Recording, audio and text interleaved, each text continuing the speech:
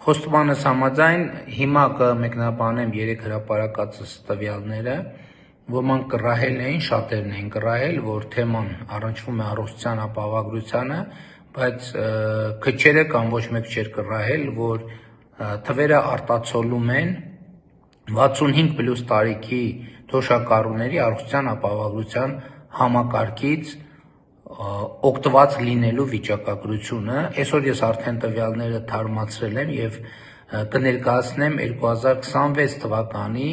հունվարի 29-ի երեկոյան դրությամբ առկա տվյալները եւ հետեւաբար 65+ տարիքի 57 թոշակառու առողջության ապահովագրության համակարգի միջոցով օգտվել է 4 միլիոն դրամ եւ ավել արժեցող առողջապահական ծառայություններից։ Դրանք կարող են տարբեր ծառայություններ լինել, վիրահատություն եւ այլն եւ այլն։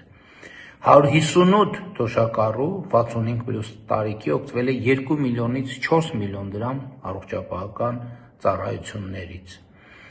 802 65+ թոշակառու օգտվել է 1 միլիոնից 2 միլիոն դրամ արժեցող առողջապահական ծառայությունից առողջության ապահովագրության համակարգի միջոցով, որի համար թոշակառուն ոչինչ չի վճարում։ Վճարումները կատարվում են պետական բյուջեից։ 500,000 դրամից մինչև 1 միլիոն դրամ առողջապահական ծառայություններ է ստացել 1208 65+ տարիքի թոշակառու։ 6558 թոշակառու ստացել է 100,000 դրամից մինչև 500,000 դրամ արժեցող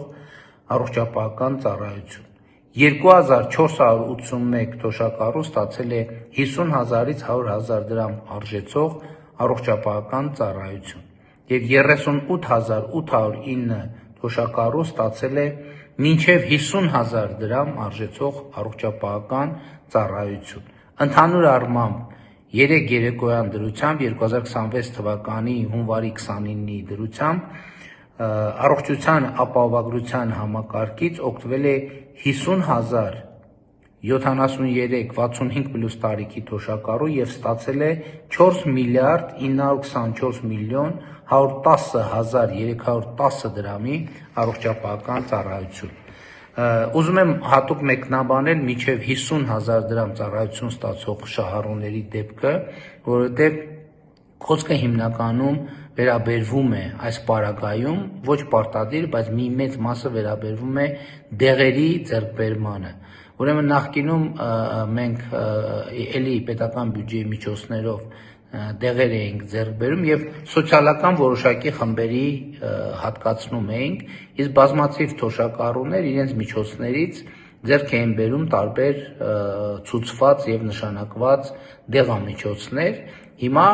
այս ծրագրի շրջանակներում մենք որոշակի փոխհատուցում ենք հատկացնում, ոչ թե դեղ ենք տալիս, այլ փող ենք տալիս մարդկանց դեղ ձեռք բերելու համար։ Ինչու՞, որովհետեւ նախկին փորձը ցույց էր տալիս, որ երբ որ պետական բյուջեի միջոցներով մարդկանց դեղ ենք հատկացնում, շատ դեպքերում դեղանյութը նույնն է, բայց այդ դեղի բրենդը մարդիկ ասում են այդ դեղը չի ազդում ինձ վրա կամ բավարար արդյունավետ չի, ինձ այլ դեղ է պետք եւ այլն եւ այդպես շարունակ։ Եվ բացի դա, սա վերաբերում էր նրանց, ովքեր որոշակի սոցիալական խմբերի ներկայացուցիչներ են, բայց այլ թոշակառուներ 65+ տարիքի բնականաբար ձեռք էին բերում, գնում էին սեփական միջոցներով դեղամիջոցներ։ Եվ ահա շուրջ 38,809 65+ տարիքի թոշակառուներից, ովքեր ստացել են մինչև 50,000 դրամի ծառայություն, մեծ մասը դեղերի գնման կամ մի զգալի մասը դեղերի գնման փոխհատուցումներն են, եւ ես կոնկրետ դեպք իմացա մի 65+ տարիքի թոշակառու, ով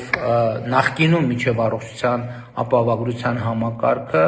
ամսական մոտավորապես 40-50,000 դրամի դեղ է ձեռք բերում, հիմա առողջության ապահովագրության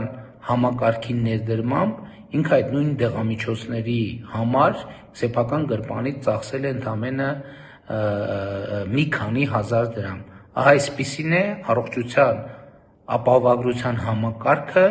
ինչը կարևոր է այդ թվում մեր թոշակառուների սոցիալական